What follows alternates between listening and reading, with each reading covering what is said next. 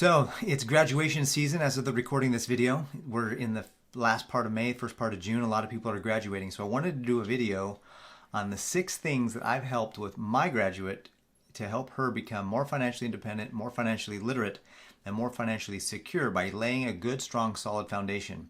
And this video, I'm going to share with you 6 things that I help my kids do, and I help my graduate who just graduated, what I'm helping her to do to be able to establish a fantastic financial foundation to grow upon for a wonderful financial future. Welcome to the channel. My name is Paris Clough, and this is Financial Self-Reliance. I absolutely love helping people manage, protect, and grow their money. And in this video, I'm going to help you and share with you ways that you can help your teenager and your graduate establish a strong financial foundation so that they can be set for life financially. There's no better way, there's no better time to start somebody on good, strong financial literacy principles than when they're teenagers or when they're about to graduate and they're about to begin their life of adventure. So in this video, I'm going to share with you 6 things that I shared with all of my kids as they've gone through the ranks and as they graduated from high school and as they moved on into college, things that have set them up financially for success. And these 6 things are going to be things that you can help your teenager, or if you are just graduating yourself, these are 6 things that you're going to be able to do to help your own life to get on track and be financially literate, financially independent, and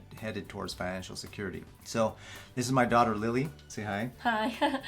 She just graduated from high school, so we're super excited to have her get registered now for college, right? At the local college here, actually it's a university, Utah Valley University. We're gonna have her go there, and she's super excited to do that. So all of my kids, when they turn 13, I go down to the bank and I open up a checking account for them. So you've had a bank checking account now for about 4 years, right? How has having a checking account helped you be more financially literate? It makes me be able to have contact with my own money and seeing where it goes, what I'm doing it with, having a card that I get to swipe, and I don't know, just getting to grasp what having independent money feels like. Yep.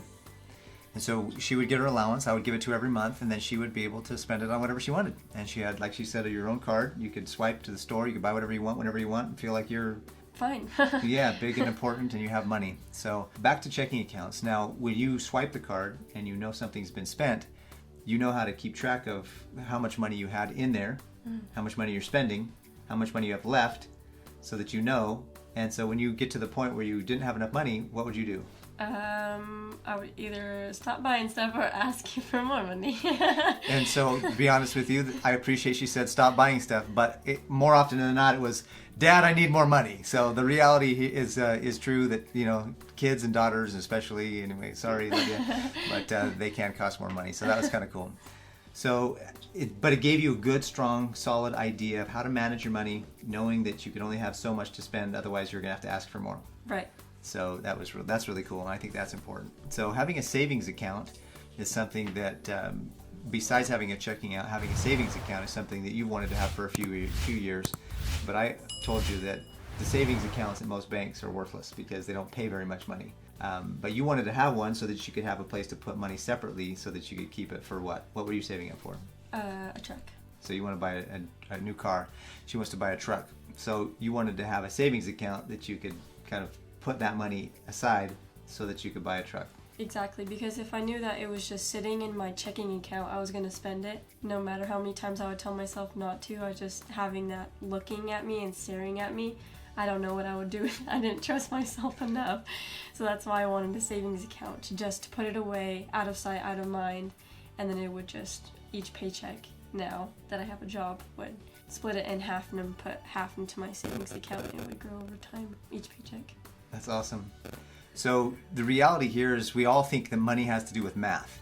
And she just told you that even if she knew she didn't have enough money, even if she knew that the number she had in there minus the number she wanted to pay for, she would still end up buying too many things because she didn't trust herself. That's an emotional response. That's how money gets spent or overspent, is based on our emotions and what we want and what we desire. And we say to ourselves, I'm just going to buy it anyways, I don't care. So that's an important thing to recognize in yourself. And if you're listening to this, watching this, it's important for you to say, you know what, I need to control my own appetites, control my own desires. And if I've got to put money aside, like she said, out of sight, out of mind, you know you're going to be safe and that money's going to be there when you need it because it's set aside and it's in a savings account or in a sinking fund, what a lot of people like to call the sinking fund. So she technically has a sinking fund for this truck she wants to buy. And there's other things you want to buy too, aren't there? Yeah, I'm sure. And are you putting some of that money in the savings account too? Yeah. And you're saving up for those things so that you can buy them with money you already have in savings, right? Exactly. Because you don't want to buy things on credit cards. No. No. So maybe you're listening to this and you're 17 or 18. You can ask your parents to add you as what's called an authorized user on a credit card. So I, knowing that my kids would be benefited by this, I authorized them to use some of the credit cards that I have. And so there's one credit card that you got when you first got your license. Mm-hmm. I gave you a credit card, and what did I tell you to do with it? Only use it for gas or emergencies. So she has a credit card in her name that she can use to buy gas whenever she's out and about. So I never have to worry about her being stranded because she ran out of gas. See, as a father, that's kind of a safety measure on my end, but it's also a good thing because I would have to probably pay for the gas anyways. But by putting a credit card in her name, it helps to build her credit. And because it's gas only and emergencies only, I can track who spends what on the card. I can control that, and I can have that control, but she still gets the benefit of having a good credit report. And she basically gets my credit kind of transferred to her. And when she turns 18 and we can log into Credit Karma or one of these other credit reporting agencies, I'm pretty positive she's going to have a significantly high credit score. My two older kids, one's 23 and one's 21. She just turned 21. The next oldest above her just turned 21, and they had over 700, about 730 or 40 credit score the minute they turned 18, because they'd already had some credit lines because we did the same thing with them as they were coming up through the ranks. So having your kids be an authorized user on your credit card will really help them build a good credit right out of the gate. So the next thing, just the last couple of years, you started to get a job and have your own money. How's that felt to have your own job, have your own money, and feel like you're more independent? Well, just knowing that I don't have to depend on somebody else to give me money in a way, I'm grateful for it, don't worry. But just being able to know that I'm putting in the work to receive benefits of my work, I'm not doing it with nothing in return. And so that's super nice, and just, I don't know, knowing that I'm doing it for something and like getting to look forward to the next paycheck or something. And I'm learning what hourly pay is not very good and what hourly pay is good. And I like getting my direct deposit showing up on each payday, and then taking half and putting it in my savings. And it's really nice just having my own money that I earned by myself. Have you learned to respect money a little bit more because you know how hard it is to make it now? 100%. Right? You're like, Dad, give me $100. Dad, I need $100. And you're like, wow. Now you have to work for like what, 7 or 8 hours to make $100. So it's like you realize, wow, Dad really did give us a good thing. How much he had to work to. So that's good. So that it's taught you a lot of respect for money and how really hard it is to work for money and really obtain money. So I highly recommend, if you have kids or if you are somebody who's young, to get a job and realize that, like Lily has done, put money aside for savings. Maybe you can't do half, but put aside as much as you can into savings, and then put the rest into checking so that you can spend it and enjoy it. Because there's nothing like having a paycheck and then having to have it go all the bills or all to pay off debts. If you don't have anything left over to enjoy or to have a good time with, you're going to have a miserable life. So that's why it's important to manage your money properly, learn how to use your money to your advantage, and then you'll have that extra money to be able to enjoy things in life. So one of the things that I did as soon as Lily got a job just recently, I told her that she was now going to be responsible for paying the gas to and from her job. So, gas around town, if she's running errands for me, or gas for, taking my son to school or somewhere else who's not quite 16, I pay for that. But if she wants to go to have a job or wants to do something, she pays for that gas. And also she pays for her own cell phone, and she pays for her portion of the car insurance now as well. So what I feel like is important to give your kids a bill. Give them a bill that they can learn how to manage their money, because one of the things that they'll know is that as they receive money, they'll have a bill. They know they need to set aside money, pay the bills, and then make it an easy bill, something that they can start small with, something that's not too big or too overwhelming. So something like her part of the car insurance, her cell phone bill, and the gas to and from work. Simple things like that can help them really understand how to manage your money more effectively. So I know that you're like, Dad, I don't want to give you my money, that's my money, but at the same time, how has it helped you to feel confident about managing your money, to know that you have a bill that you pay to help out? Like, how does that help you feel knowing that?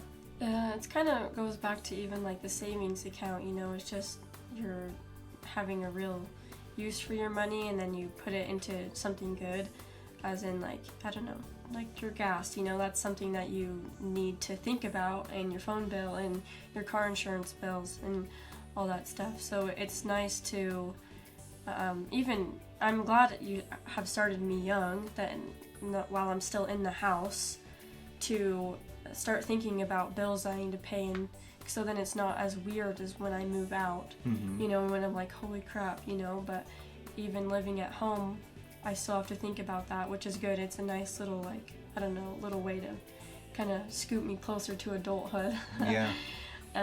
But yeah, I mean, I'm fine with it, because I know that I still have money that I can count on in my savings account, and even some of the checking account money that I can spend as I want. Nice. So as you learn to pay your bills, as you help out around the house, you feel like you're responsible, you feel like you're contributing to the household, you feel like you're basically #adulting. Yep. And you feel like you're important, and you're contributing, and you're doing the right things to manage your money, to learn how to manage money properly. And like you said, as you move out and you have your own bills, you'll have already had some experience paying bills, so it won't be like an overwhelming or a shock. I know one of the big things is, as kids move out for the first time and they have money coming in, they think they can just go spend it however they want, because they aren't used to paying bills, and the rent comes due, and the groceries come due, and the cell phone or the internet or whatever the things are that come due, and they haven't set aside money for that. Well, you're going to already have had experience having paid bills for a couple of years, or at least something to help give you that foundation of understanding why you should set money aside for paying bills. You'll already have had that experience, right? Exactly. I think too many people will have an income coming in, especially as they first start out in life, and they won't realize, wait, I got to put money aside for groceries, I got to put some money aside for internet and cable and cell phone and car insurance and car payment and everything else, and they don't realize that, wow, mom and dad have been paying for this whole thing this whole time. I don't know how to handle this on my own, and being responsible is super important. One of the ways that I'm going to do with Lily as soon as she turns 18. I did this with my other two kids, who are, again, the oldest is 23 and the next one is 21. He opened up an investment account. I had him start an investment account right away, so that he knew that the power of compound interest, it's not about timing the market, which is like trying to figure out when to buy or when to sell. It's about time in the market. And the longer that you can grow that money, the more you have the likelihood that it will compound over time and grow to large amounts. Mathematically speaking, if you took $100 a month starting at age 18 and invested it at about 8 or 9%, you would have over $1 million by the time you're 60 or 65. So really starting sooner, the better is true. The sooner you can start investing money every month on a regular basis, and that's as soon as Lily turns 18, we're going to get her an investment account, and we're going to have her start growing some money. And we're going to have her start experiencing what it's like to invest in stocks and mutual funds and ETFs and dividends, and start taking her courses in investments and in the stock market and growing her money. So I know that you're, maybe you aren't totally excited, but I know you've heard your big brother and sister talk about their investment accounts. Is that something you're looking forward to? Yes, because you always have something exciting to say, and they do too, about getting like $2 back or something crazy. Yeah. Dividends or something. Yeah, and I know it's going to be really confusing, so you're in for a treat trying to teach me too. Yeah, that's true. That's part of the challenge. So as parents, we have to learn we have to learn everything ourselves so that we can teach it, and we have to learn it in such a way that we can teach it. But if you are a young man or woman listening to this right now, and you don't have parents that have taught you how to manage money properly, learn how to do it yourself. Learn how to manage money by watching channels like mine. Learn yourself how to manage money effectively and properly. So just to recap the 6 steps, or the 6 things that I wanted to share with you today. The first thing is to get a checking account, and have your kids get a checking account. Start when they're 13 or 14, or whenever your bank allows it. Have them get a savings account so they can learn how to set money aside for certain things. In fact, one of the things that I'm going to do with Lily as soon as she turns 18 is I'm going to get her into a prize pool or a Yada account, so she can actually earn a decent interest rate on those savings accounts and those savings monies. The next thing you want to do is help your kids develop a good credit report by getting them as an authorized user on your credit cards. The fourth thing that we talked about was getting a job, having the responsibility to know how to really respect what it takes to earn money. When you earn a dollar on your own sweat and blood and tears, you respect that dollar a lot more. Is that true? 100%. Right? So, and lastly, give them a bill. Give your child a bill that they can pay, that's reasonable, that's simple, that's small, that's a good solid start to paying bills, whether it's their cell phone, their internet, or their car insurance, whatever it might be. Give them a bill that they can use that as a tool to develop the skill for budgeting and how to manage money. And then as soon as they turn 18, teach them, or at least direct them to learn more about how to get an investment account started so that they can really take advantage of compound interest and time in the market.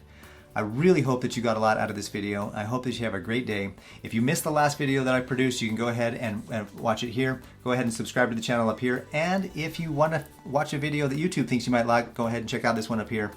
Have a great day and look forward to seeing you on the next one.